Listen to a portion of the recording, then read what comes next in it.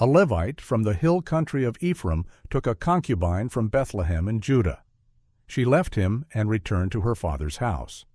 After 4 months, the Levite traveled to Bethlehem to persuade her to return. Her father received him warmly, delaying his departure for 5 days with hospitality and wine. On the 5th day, the Levite finally left at dusk with his concubine and servant. As night fell, they approached Jebus, a non-Israelite city. The Levite refused to stop there. He told his servant, "We won't go into any city whose people are not Israelites. We will go on to Gibeah." They arrived in Gibeah, a Benjamite city, as the sun set. The Levite sat in the city square. No one offered shelter. The Levite had chosen Gibeah specifically because it was an Israelite city. Covenant kinship was supposed to guarantee hospitality. On Deuteronomy's law assumed mutual obligation among the tribes. Strangers were to be protected, travelers welcomed, fellow Israelites given refuge without question. The code was not optional, it was foundational. When Israel left Egypt, they were strangers in a foreign land. The covenant demanded they remember that vulnerability and extend protection to others. But Gibeah's residents walked past the Levite in the square. No home opened its door. The city's silence was not neutral. It was a refusal. Only an old man, himself an immigrant from Ephraim, stopped and offered his house. The old man asked where the Levite was going and where he came from. When he learned the Levite was a fellow Ephraimite, he insisted, "Don't spend the night in the square. Come to my house." The Levite accepted. Inside, the old man provided food and fodder for the donkeys. They washed their feet and began to eat. The city remained indifferent. Hospitality had become optional charity, not sacred duty. The Levites' trust in covenant kinship had been misplaced. While they were eating, men from the city surrounded the house. They pounded on the door and shouted to the old man, "Bring out the man who came to your house so we can have sex with him." The demand echoed Genesis 19, when the men of Sodom surrounded Lot's house and demanded the same. Gibeah, an Israelite city, had become a Sodom equivalent. The old man went outside. He pleaded with them, "No, my friends, don't be so vile. Since this man is my guest, don't do this outrageous thing." He offered them his own virgin daughter and the Levite's concubine instead. "You humiliate them and do to them whatever you wish," he said. "But to this man, don't do such an outrageous thing." The negotiation had descended into sacrifice. There was no law to invoke. No elder appeared. No judge intervened. The mob had no restraint because there was no authority to impose it. The old man had only his words and his willingness to offer his daughter. He had no enforcement power. His authority extended only to the threshold of his house. The mob refused to listen. The Levite, a member of Israel's consecrated tribe, designated to teach Torah and maintain sacred order, made a decision. He took his concubine and put her outside. Judges 19:25 states plainly, he took his concubine and sent her outside to them. The mob seized her. They raped her and abused her throughout the night until dawn. The assault lasted hours. No one stopped it. No authority intervened. The men of Gibeah acted with complete impunity. The old man retreated into his house. The Levite remained inside. The concubine bore the violence alone. At daybreak, the woman crawled back to the door of the house where her master was staying. She collapsed there, her hands on the doorstep. The Levite rose in the morning, opened the door, and stepped out to continue his journey. His concubine lay at the threshold. He said to her, "Get up, let's go." There was no answer. The text does not clarify whether she was already dead or died shortly after. The Levite did not mourn. He did not weep. He put her on his donkey and set out for home. When he reached his house, he took a knife. He grasped his concubine's body and cut her, limb by limb, into 12 pieces. He sent the pieces into all the areas of Israel, 1 piece to each tribe. Those who saw it said, "Such a thing has never been seen or done, not since the day the Israelites came up out of Egypt." The Levites' act was not mourning. It was a summons. The dismembered body was forensic evidence and political messaging combined. A private crime had become a national broadcast. The Levite had bypassed all local and tribal authority. He had escalated directly to the Confederation. The 12 pieces demanded a response that no single tribe could ignore. All Israel assembled at Mizpah. 400,000 armed men gathered from Dan to Beersheba. The leaders of all the tribes took their places in the assembly of God's people. This was the largest mobilization recorded in the book of Judges. It was not a battle against foreign oppression. It was an internal reckoning. The Levite stood before them and testified. He described the crime. He said, "I and my concubine came to Gibeah in Benjamin to spend the night. During the night the men of Gibeah came after me and surrounded the house, intending to kill me. They raped my concubine, and she died." He did not mention that he had handed her to them. He framed himself as the intended victim. The assembly responded with unified rage. They rose as one and declared, "None of us will go home. Not one of us will return to his house." They swore a binding oath. They would not disband until the crime was addressed. But they swore a second oath as well. Judges 21:1 records it. The men of Israel had taken an oath at Mizpah. "Not one of us will give his daughter in marriage to a Benjamite." This oath was rash. It was absolute. And it would create consequences the assembly could not foresee. They also swore a third enforcement oath.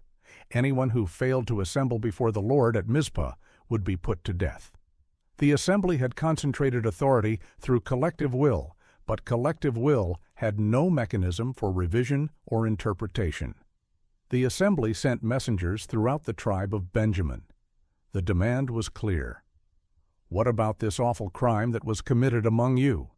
Now turn those wicked men of Gibeah over to us, so that we may put them to death and purge the evil from Israel." The demand was grounded in Deuteronomy 13:12-18, which required communities to purge abomination or face collective punishment.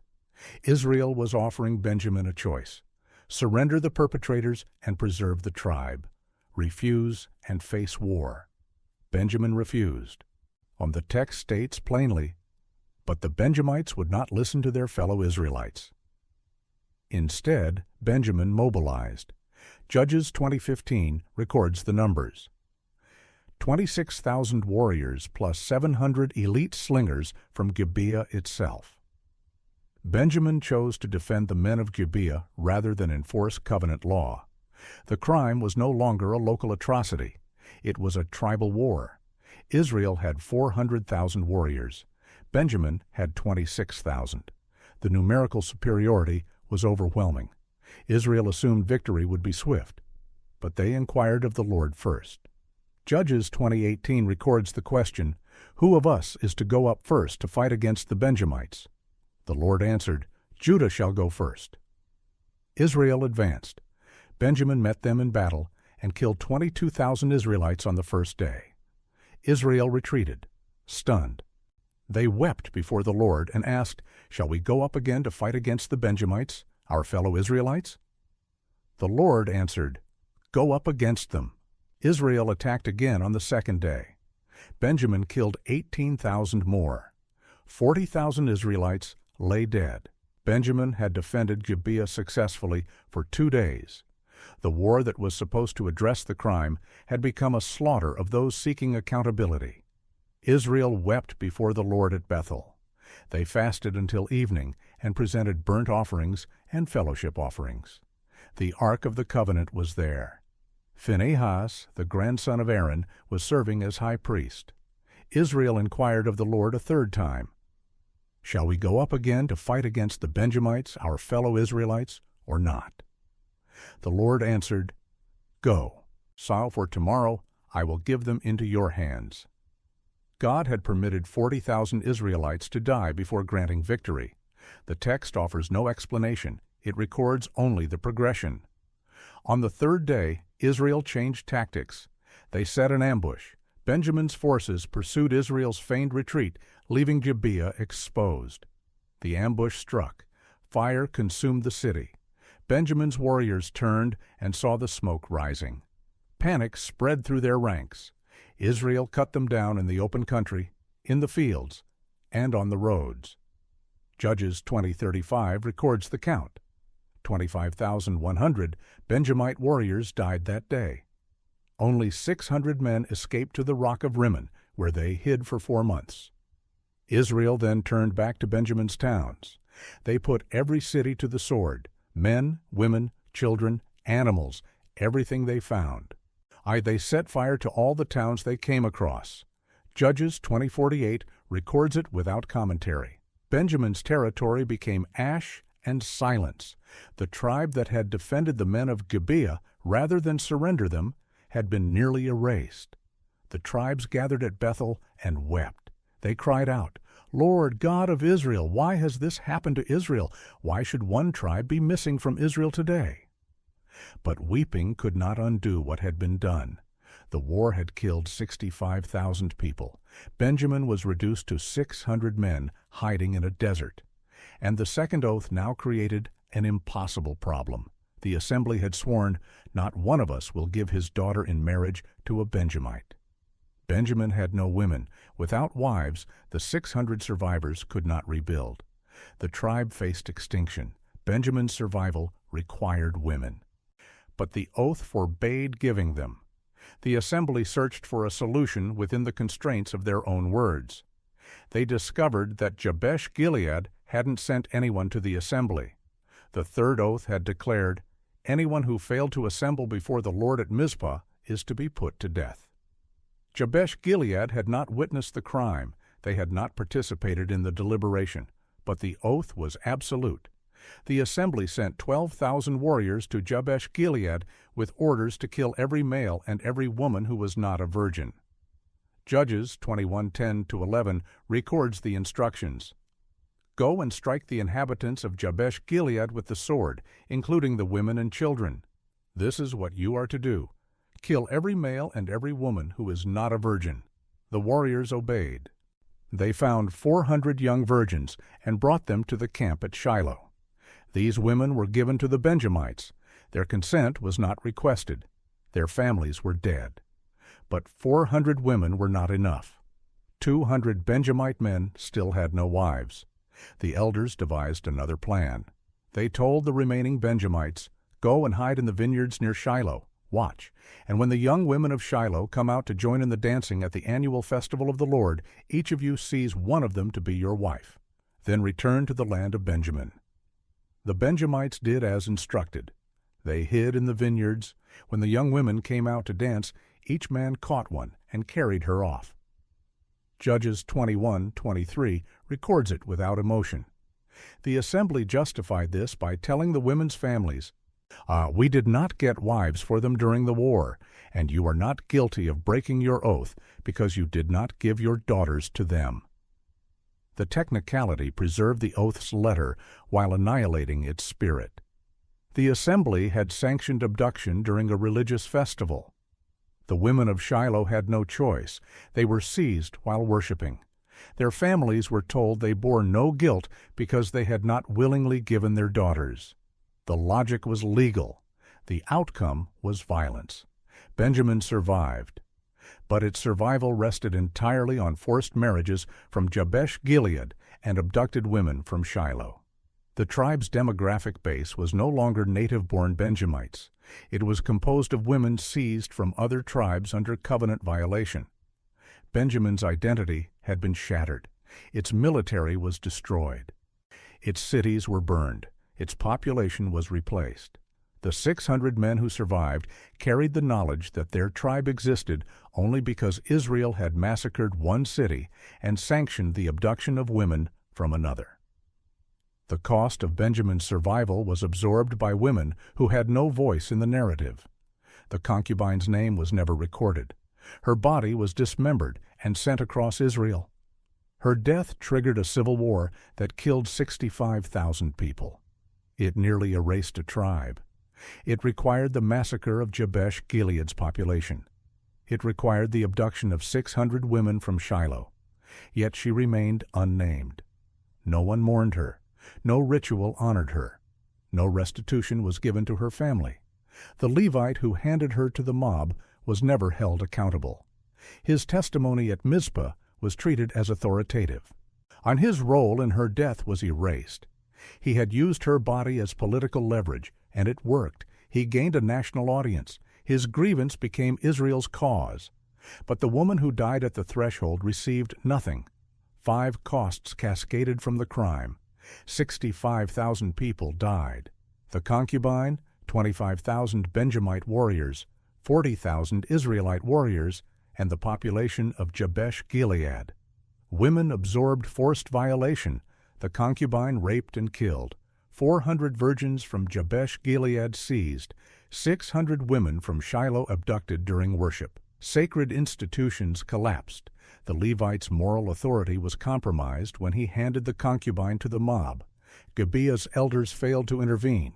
Benjamin's leadership defended the perpetrators, and the sanctuary at Bethel witnessed God permit 40,000 deaths before granting victory. Covenant fidelity eroded through self-contradictory oaths that were enforced selectively and circumvented through technicality. And tribal stability fractured permanently. Benjamin emerged militarily weakened, demographically compromised, and dependent on other tribes' violations for survival.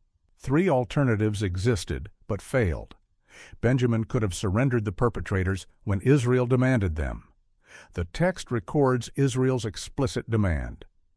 But Benjamin refused because tribal loyalty overrode covenant law, and Benjamin had no internal mechanism to override a constituent city's will.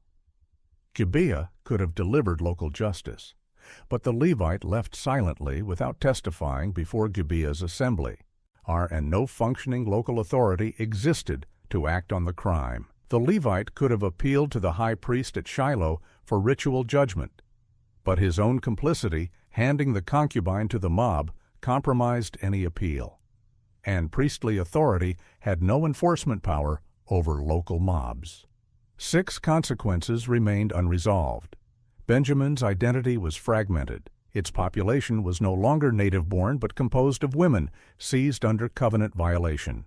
The oaths contradicted each other, yet were enforced selectively through technicality. Circumvention preserved the letter while destroying the spirit. Women received no remedy. The concubine, Jabesh-Gilead's daughters, and Shiloh's dancers bore costs without justice or acknowledgement. The perpetrators in Gibeah were never individually named or tried. I only killed en masse when the city burned. Tribal grievances festered.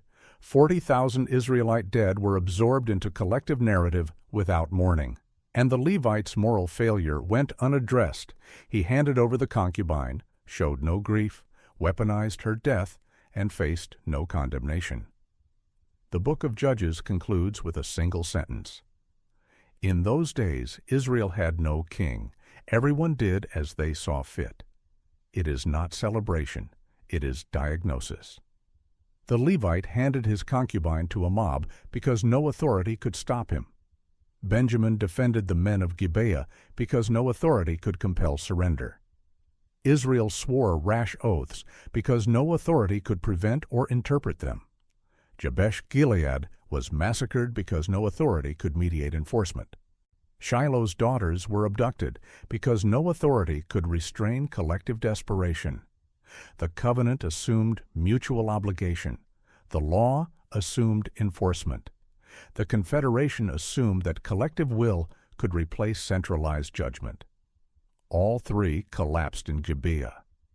What remained was a tribe saved by forced marriage, a concubine dismembered for political leverage, and a nation that proved it could act as one only through cycles of escalating atrocity.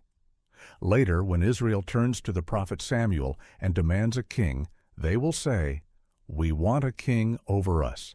Then we will be like all the other nations, with a king to lead us and to go out before us and fight our battles." The demand will be rooted in what Gibeah had proven. Governance without centralized authority could not survive its own mechanisms. The problem was never resolved. The system that produced it remained intact until Israel demanded change.